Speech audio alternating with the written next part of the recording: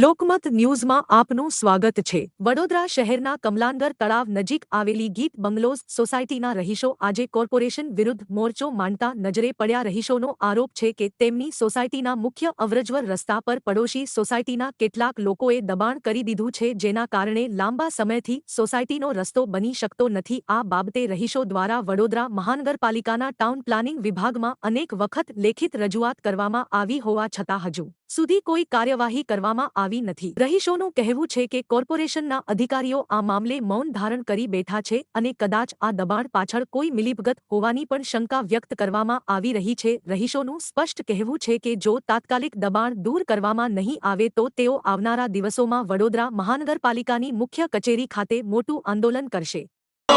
हमारी मांगे पूरी करो कॉर्पोरेशन जागरूक थाओ। हमारी मांगे पूरी करो।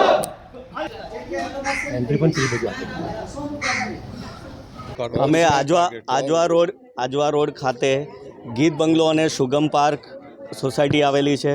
એમાં અમે ગીત બંગલોના રહીશો છે। અહીંયા સુગમ પાર્ક અને ગીત બંગલોનો એક કોમન રોડ છે, જે આવવા જવા માટે અમારે બંને સોસાયટીવાળા રહીશો યુઝ કરે છે, એનો વપરાશ કરે છે। તેમાં કોર્પોરેશનની મિલીભગત હોય કે શું છે અમને ખબર નથી, જેના કારણે અહીંયા દબાણ થયેલું છે, ઇલીગલી દબાણ થયેલું છે। એના કારણે અમારે જે કોર્પોરેશન સાથે મળીને જે રોડનું બાંધકામ કરવાનું હતું એ બી અટકી ગયું છે। છેલ્લા 8 મહિનાથી આ રોડ નથી થઈ રહ્યો। રહીશો ગીત બંગલોના રહીશોને આવવા જવાની તકલીફ પડે છે। ઘણા અહીંયા પડી ગયા છે, એમને વાગ્યું છે। હવે આવું સ્કૂલના બાળકો બી પડી ગયા છે। તો આ બધું ભ્રષ્ટ અધિકારીઓ કે ભ્રષ્ટ કોર્પોરેશનને દેખાતું નથી અને આ જે નુકસાન થઈ રહ્યું છે એની જવાબદારી કોની? ક્યારે કોર્પોરેશન જાગશે? આપણી વડોદરા નગરી સંસ્કારી નગરી છે। વડોદરામાં બધા સંસ્કારી લોકો છે। હવે આ જે કોર્પોરેશનમાં અત્યારે જે અધિકારીઓ બેઠા છે એ વધારે પડતા સંસ્કારીઓ છે, એમને આ બધું દેખાતું નથી। એક નાના માણસની કોઈ તકલીફ હોય તો ત્યાં વાતે ગાતે ફોટો પડાવવાને માટે દોડી જતા હોય છે, એના દબાણો દૂર કરવા દોડી જતા હોય છે। પણ જ્યારે એના કોઈ અધિકારીઓ સાથે એનો મનમેળાપ હોય, કોઈ રાજકારણી સાથે મેળાપ હોય અથવા એમની ઓળખાણવાળા હોય અને એમને જે દબાણ કર્યું હોય એ ક્યારેય એમને દેખાતું નથી, ત્યારે એ આંખ બંધ કરી દે છે અને એમને છાવરતા હોય છે। એટલે અમારી આજની માંગ અમારે એ છે કે કોર્પોરેશન અત્યાર સુધી શું કરે છે? અમે છેલ્લા 4 મહિનાથી અમારા પ્રમુખ સાહેબ ભેગા થઈને ઘણી વખત એમને એપ્લિકેશન લેખિત રજૂઆત કરી છે, મૌખિક રજૂઆત કરી છે, આરટીઆઈ કરેલી છે। તે છતાં એમના તરફથી કોઈ પણ જવાબ નથી। અમે જ્યારે પણ જવાબ આપીએ છીએ, ત્યાં મળીએ છીએ તો ઉડાવ જવાબ આપી દે છે। તો આ શું સમજાઈ રહ્યું છે? એ જ સમજાઈ રહ્યું છે કે એમની મિલીભગત છે, કોર્પોરેશન સાથે એમનું કોઈક ઓળખાણ છે, એટલે આ કરી નથી રહ્યા।